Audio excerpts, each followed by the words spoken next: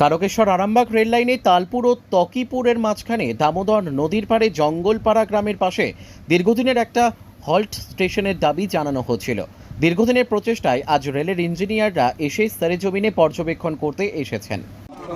আজকে আমরা দেখতে পাচ্ছি হাওড়া ডিভিশনের হাওড়া টু বিষ্ণুপুর রেল লাইনের মাঝে তকিপুর এবং তালপুরের মাঝে যে হল্টের জন্য আমরা দীর্ঘদিন ধরে আন্দোলন করেছি, আজকে সেখানে ডিভিশন ইঞ্জিনিয়ার এসেছেন। আমাদের কাজ অনেকটা এগিয়ে গেছে।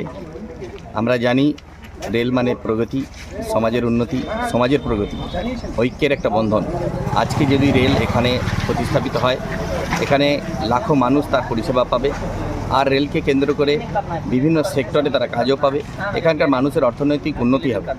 সর্বোপরি এই এলাকাটা যেভাবে কনজাস্টেড এলাকা, এখানে হাজারো বিদ্যালয় আছে, ছোট বড় করে মিলিয়ে কত বিদ্যালয় আছে, আর কত পরিষেবার সাথে যুক্ত এরকম কাজ আছে, মন্দির আছে, এখানে আর থানা রয়েছে, এখানে হসপিটাল রয়েছে।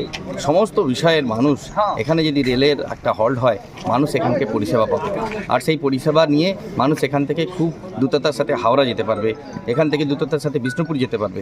তো এখানকার মানুষদের সুবিধার্থে আমরা ভারতীয় জনতা পার্টির পক্ষ থেকে উদ্যোগ নিয়েছি। উদ্যোগ নিয়ে যেহেতু আমরা দিল্লি সরকারে আছি, আমাদের উদ্যোগেই আর চেষ্টা চালাচ্ছি এই কারণেই, কারণ মানুষের কাছে এটা অভিযোগ না শুনতে হয় যে বিজেপি ক্ষমতায় থাকার কারণে এখানে রেলের যে হলটা এতদিন আন্দোলন চলে সেটা হলো না, এটা না শুনতে হয়। সেই জন্য আমরা আমাদের বিধানসভাও আর বিজেপি আমরা সেই উদ্যোগ নিয়ে আজকে তার একটা সফলতম রূপায়ণের দিকে যাচ্ছি।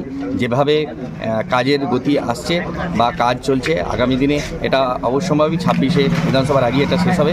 আমরা চাইছি এই যে প্রগতি, এই প্রগতি যেন হোক, যেন সমাজ আরও উন্নতির দিকে যাক, আর সমাজ উন্নতি গেলে বাংলা উন্নতি হবে, বাংলা হলে রাষ্ট্রের উন্নতি হবে। সুতরাং রেল এমন একটা জায়গা যেখানে প্রগতি উন্নতি সব কিছু রেলের মধ্যে জড়িয়ে আছে। আমরা চাইছি যে এখানে হলটা হোক, সাধারণ মানুষ উপকৃত হোক এবং হাজারো মানুষের পরিষেবা পাক। Bureau report, crime press, Bengal news.